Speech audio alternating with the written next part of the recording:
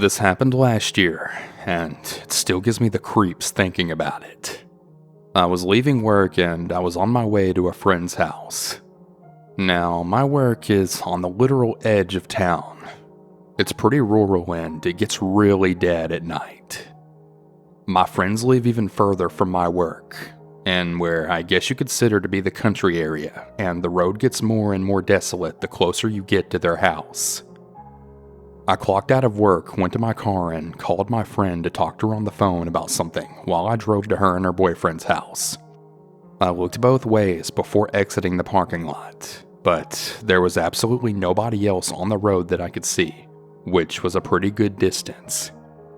I made it about a mile or so down the road when I then see headlights right behind me and coming up fast. It was a full-size pickup truck that had been lifted, and he got so close to my car that all I could see out my back window was the Chevy badge on his grill. I thought he wanted to pass me, so I waved out the window for him to pass using the suicide lane, since the road was only 2 lanes there. Instead, he then started laying on his horn. Mind you, I'm not a slowpoke driver. I was already doing about 55 in a 45, so it's not like I was inconveniencing him with my speed. I tell my friend what's happening, and she tells me to just keep going and that he'll probably leave me alone eventually. He stays glued behind me for about another mile or so, occasionally honking some more. Eventually, he started turning his brights on for a few seconds, and then he started slowing down until we were a couple 100 feet apart. Then he'd floor it to fly up behind me really fast, like he was feigning rear-ending me. I'm getting more sketched out at this point, and my friend is trying to calm me down and just telling me to just keep driving. At this point, I'm really scared that he's going to hit me, and I just wanted to get away, but there was no businesses open that late this far out of the city. In fact, there wasn't really any places to be open anymore, just some fields and houses every now and then. I decided to floor it and try to outrun him, figuring my Corolla might not be a Formula 1 car, but surely it's a hell of a lot quicker than an old pickup truck, and I could get some distance. I got up to about 85 and I just kept an eye on him, and he didn't seem to be trying to catch up anymore. I felt a little safer and assumed he'd given up, so I dropped back down to about 60 and then informed my friend that it worked and I think he was done. I still had tunnel vision from the adrenaline, hence I didn't really realize that he was flying up right behind me again until he was barreling towards me doing about 85 or even 90. I realized he wasn't slowing down, so I braced myself for the impact and then told my friend that he was about to rear-end me. Instead, however, he cut around me, missing my car by inches and then flew around right in front of me. The next part was my fault. I instinctively turned on my blinker, which let him know that I was about to turn onto the road, so he immediately whipped up the curb to cut in front of me yet again. My friend's house is on the corner, so her and her boyfriend were able to see everything now, but I had a bit of ways to go before I got to her driveway. The truck stayed put in the middle of the road this time, and he wasn't moving, so I tried to go around him. As soon as I started to pass him, he then floored it and cut to the left, nearly hitting my front end and blocking the road completely. I was feeling a little bit braver now that I knew that help was on the way and that my friends were there. So I laid on my horn, yelled some choice words, and then told him to move his butt. My friend and her boyfriend had gotten to the edge of the property where we were by then, and I guess the driver took notice of them and slowly started moving out of my way. I pulled into her driveway as fast as I could and looked at the rearview mirror to see him slowly driving up to her driveway, where he then stopped. I couldn't really see his facial features because it was so dark and he was kinda far away, but I could tell that he was staring at me the whole time. My friends had gotten to my car just as he got to the driveway, and I then watched my friend approach the truck. I then heard her say, "You need to leave now. The cops are on their way." I remember seeing them just stare at each other for a few seconds before he slowly continued on. Now, her neighborhood is on a giant loop and he never exited, so we felt really adventurous and sneaked around the block in search of where he went while we waited on the cops. We found the truck parked at a house and then returned just as the police arrived. We told the cops where the truck was, and the officer then returned, informing us that there was no answer at the door, and then he left. Her boyfriend, who had lived there forever, nor his mother recognized the truck or the man, and if I recall correctly, his mother even knew the people who lived at the house the truck was parked at. As far as I'm aware, the man wasn't seen ever again. Because I'm a very small female who was alone at almost midnight, we all assume he watched me leave work and was trying to bully me into wrecking my car so that I would then pull over and he could try to kidnap me. We think that once he realized the cops were involved, he then parked the truck in someone's otherwise empty driveway and then likely left it there to hide in a nearby field until the cops left the area. Who really knows though?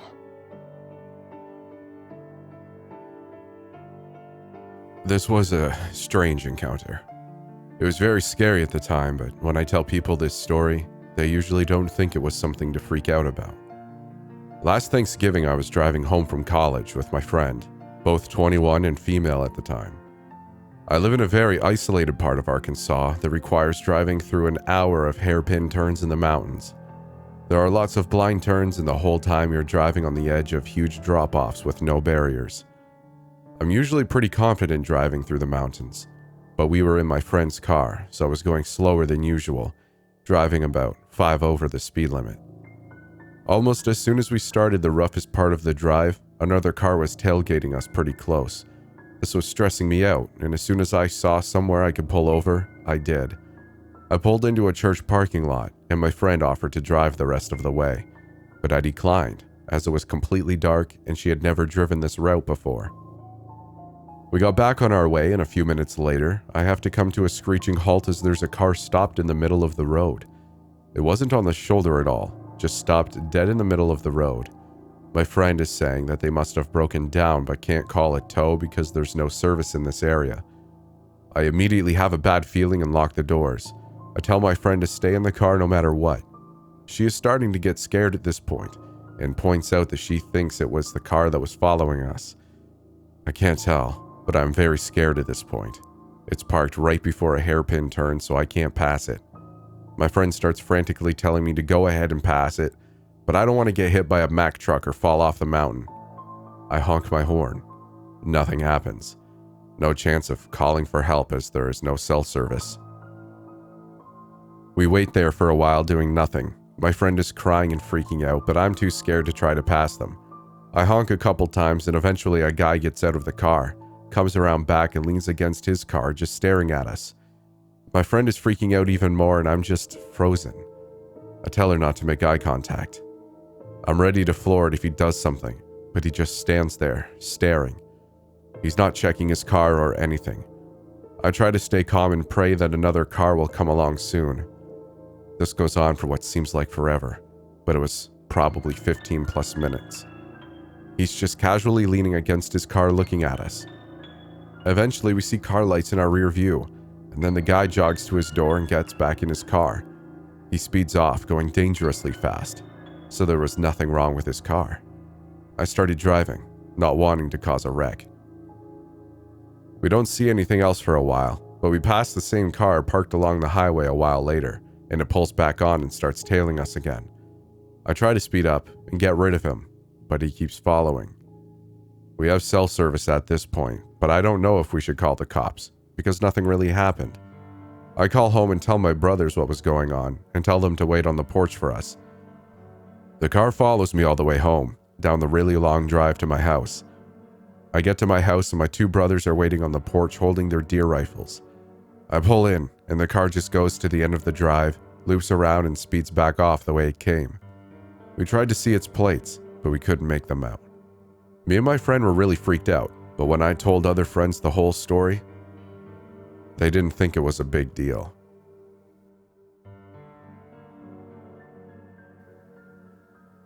So one of my best friends and I met back when we were 10 in 4th grade, 2009. A common theme in our friendship was horror. We both loved and got off immediately watching and playing scary video games together.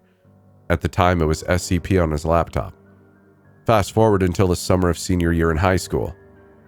We drive up to this area of New Jersey called Hope Township, real desolate farmland area, very few people out there. There's an area of road called Shades of Death that we've looked into for years that we made sure we'd eventually go to. So we drive up one time, just me and him.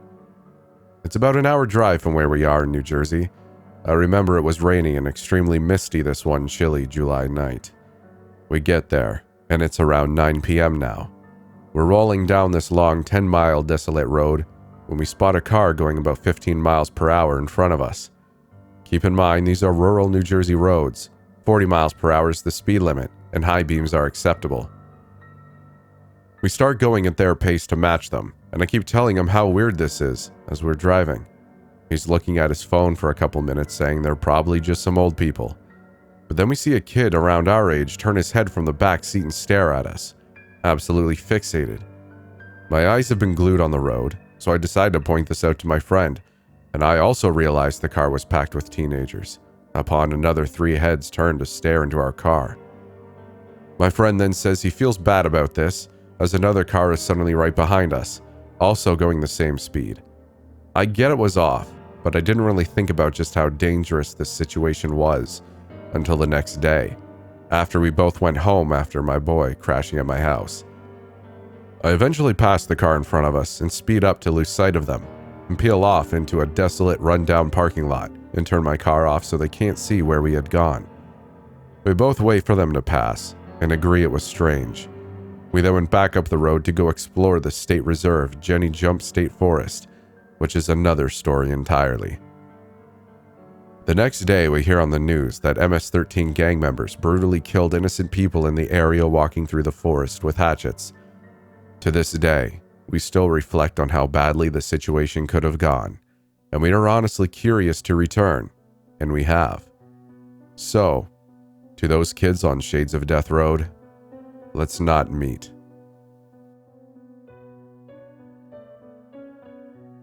This happened to me over 10 years ago, and it was the creepiest encounter I ever had. I was at a concert of my coworker at the time. It wasn't really good and at a church in a small town about 40 minutes away by car from the town that I lived. When it was over, I found that I had missed my last bus. I asked my coworker if I could sleep at his place, but he rejected. So I did what I always do in such a situation. I walked. It was the time before smartphones, so the only way for me to find the right path was by reading the street signs and just really hope for the best. I gotta admit, I actually cried the entire time while walking. It was about 2 in the morning when I then arrived at the next train station. I thought that I could take a ride with a cab, but there were no cabs. I didn't really know what to do, so I waited at the place where the cab should be and then smoked a cigarette. Should I walk the way home? I mean, it was another hour by foot or possibly even more. Should I wait until a cab shows up or maybe the first train in the morning? I really didn't know what to do. Then out of nowhere, a car shows up and stopped right in front of me. The man inside rolled down the passenger window and then spoke to me. "Hey there, can you give me a light, please?" He said. I wasn't really comfortable at all going over to him, but I did. I gave him a light and quickly turned around and then stood at the same place as before. He didn't drive away. He then asked me where I had to go. I said in which town that I lived, and he then invited me to get into the car. He said it's on his way and that he could bring me home. I really don't know why, but I decided to get in the car. I really didn't want to, but I was just so exhausted. The ride itself wasn't that bad at all. We had a little small talk and he drove the usual route that I knew. He wasn't really creepy while driving, and I thought that maybe he really was just a nice guy helping me out. I guided him to my house. However, he didn't really stop in front of it. Instead, he drove a bit further away. I then thanked him and gave him my lighter as a gift. Right when I was about to open the door and then leave the car, he then said to me, "What the heck's wrong with you?" I was really surprised by his sudden mood change. What? I asked, caught off guard. I don't remember exactly what he said, but it was something along the lines of, That's not how you thank someone who just drove you home in the middle of the night. I expect you to do a favor for me in return." Something like that. I kind of understood what he implied, but, well, I'm not a hooker. I chuckled a little bit and thanked him again, gave him the lighter, and got out of the car. I walked towards my home when I then heard him opening and closing the door. The next thing I heard was the sound of him running towards me. I looked over my shoulder and I saw him getting closer to me. I then shrieked like a mouse and I started running as well. At the door of my home, I quickly opened it, got inside, locked it, ran upstairs to my bedroom, locked my door as well, and then hid under my blanket. I got away and nothing else happened. He didn't do anything else. He left and I never saw him ever again. I know it's a happy ending, but still, hopefully I never run into that guy or anyone like that ever again.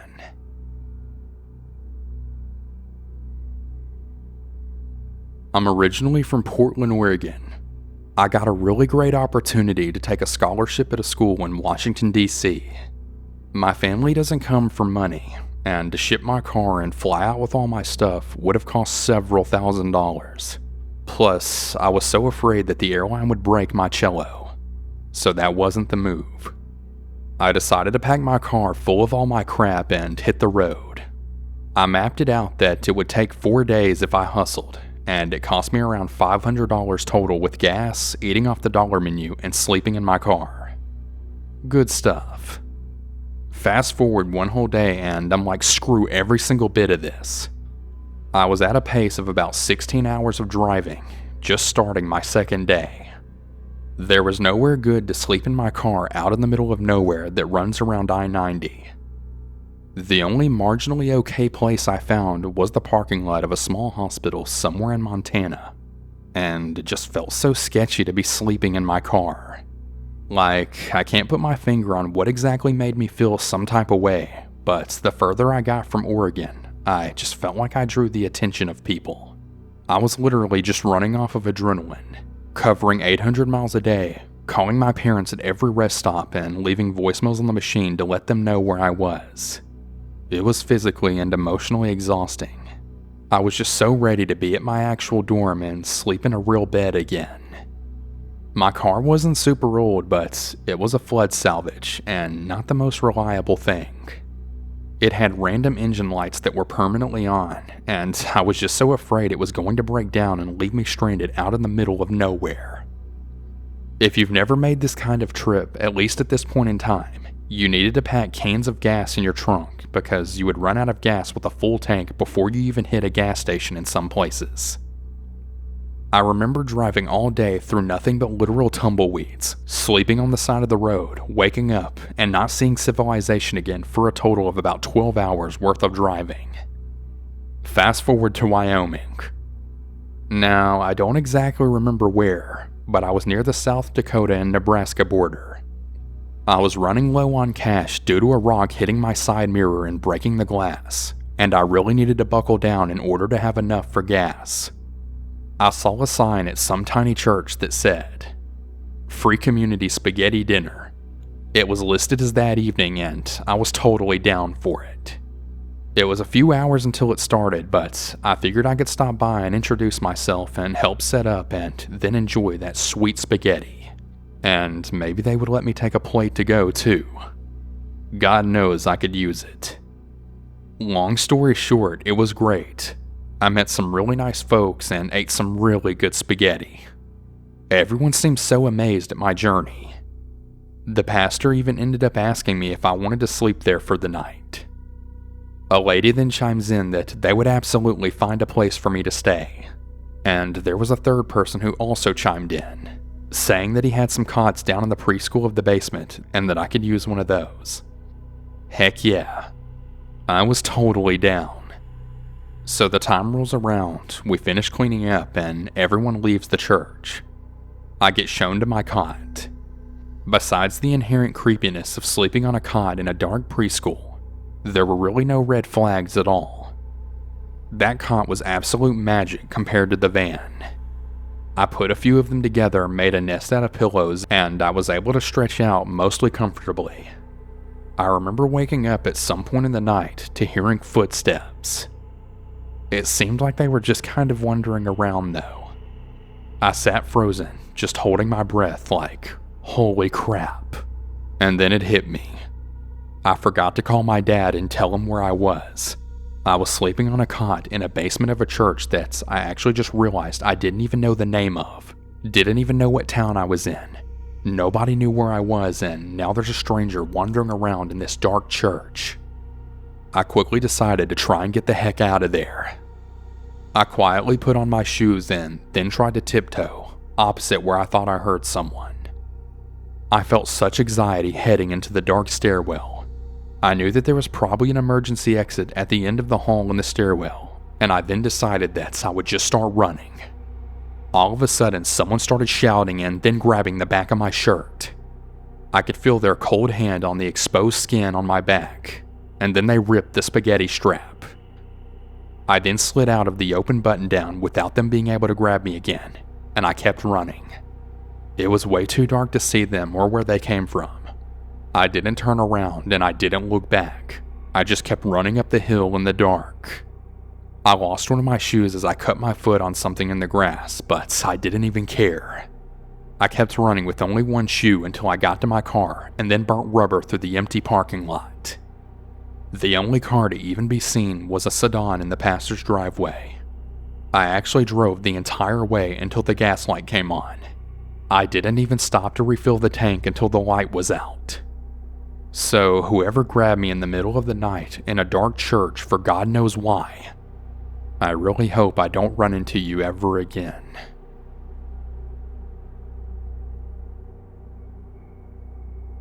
Hey everyone, before I close out this video, I just wanted to give a massive thank you to all of my patrons and YouTube members featured on screen. I just really want to thank you guys for supporting me. I really appreciate you so much. If you'd like to also be added to the list in next month's shoutout, be sure to hit that join button that can be found near the subscribe button, or head to my Patreon page, which can be found in the description. Thanks again, everyone. Stay safe and have an awesome new year. And remember to always stay hungry.